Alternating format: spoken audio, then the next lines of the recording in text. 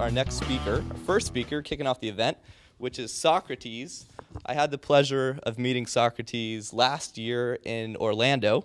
Got to hang out at his awesome place, spend some time with him. So I'm really excited to hear his speech. I heard it in Orlando. This speech is brand new, and the title is Relationship Building in the Earthquake Landscape of Post-Feminine Culture.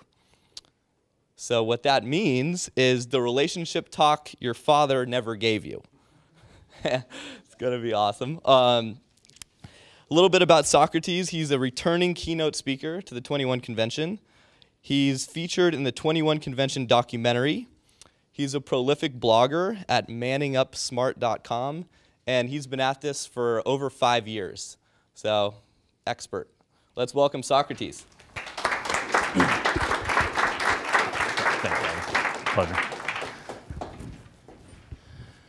Hi guys, my name is Socrates. I'm a previous 21 Convention speaker. Like Robbie stated, I do run a small blog for men regarding relationships at the manningupsmart.com, and specifically it was geared towards my experiences last year from the 21 Convention.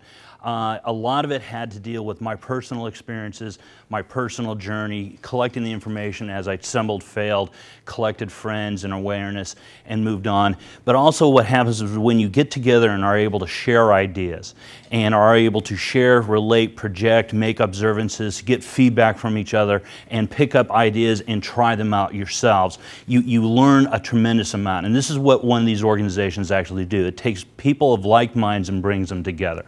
And what I found during the 21 Convention in particular was that there are a number of very common questions men are asking throughout all their age ranges that are not simply being answered by society today. And they're fairly simple questions. And probably in many ways they're going to be the questions of our age. Who do I want to be? What do I want to become? And what is the character and nature of the life I want to live? And they're terribly profound. And I'm going to later in my talk be talking about and addressing some of those. But my blog was specifically geared towards relationship because it plays a critical aspect in men's lives, how we're cultured to believe ourselves, how our cultural identity as men, and it propagates throughout our lives. And to get a handle on that aspect, and I promise I won't try to use that word again, that focus of attention is one of those elements in which it concerns men because we don't do it well. We're not taught, we're not trained, but we're expected to know these things by osmosis. So my blog was a direct response to realizing I just didn't want to put out a 1,000-page document rant. I wanted to make it a little more concise, make it more organized, and provide a resource available to the guys that I was talking to. My mistake was believing that it was going to be fairly localized. I put it out on the World Wide Web. And one of the first people to contact me, interestingly enough, via email, was somebody from Australia. And the blog is specifically for men in the North American framework. And this was a woman in Australia contacting me about a relationship, took something to heart about what I wrote, applied it to her life, and saw an immediate payback in return. I find that tremendous. I find it a fascinating concept that what we do today is now live worldwide, that we have an ability to communicate, relate, and share with people we've never met, never crossed, but we can convey ideas in a manner though we were speaking face to face. So this, I think, is one of the best things about the 21 Convention. It's not about sitting down hearing me speak or the other speakers that are going to follow, but the fact is that we're all together in one room and we can share ideas on a number of different levels, on a number of different issues about men's relationships and men's relationships with themselves and their lives. So based on that, I'm going to be specifically talking about relationships. I'm an architect by trade and by profession, and to make it fairly simple, I'm going to actually frame my speech around what it's like to build in the built environment, to really take the idea of a parallel analogy of building a relationship in the sexual marketplace of today, the environmental context. And you have to understand the context in which you're going to be living, the forces that are going to be pressed upon it, what are your objectives, how to build appropriately, and then actually how to make architecture. You know, of making it really sing, making it tailored to you. And because if you don't do that, it's not going to be unique, it's not going to be individualized, and one size fits all doesn't work. You know, and we know that. We want it to be specific for you. And there are a number of things we're going to be able to talk about that are going to be negative. I'm not anti-woman, I'm not anti-relationship.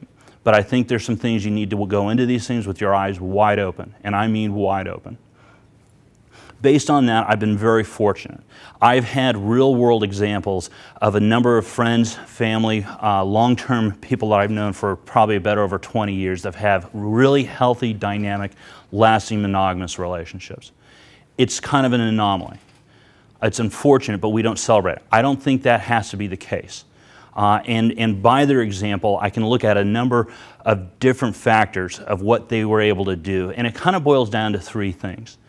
In each case, no matter what age grade, what generation they came from, where they were at, they did three things that were synonymous to each of the relationships. They themselves took finding their relationship and their partner terribly, terribly seriously. They were not lackadaisical about their approach on developing a relationship, nor their intent for a relationship. They went into the relationship knowing that was what they were looking for. They screened their partner to make sure that they fit their objectives. They screened their partner to make sure that their objectives matched their own. So you have two people going to the same goal.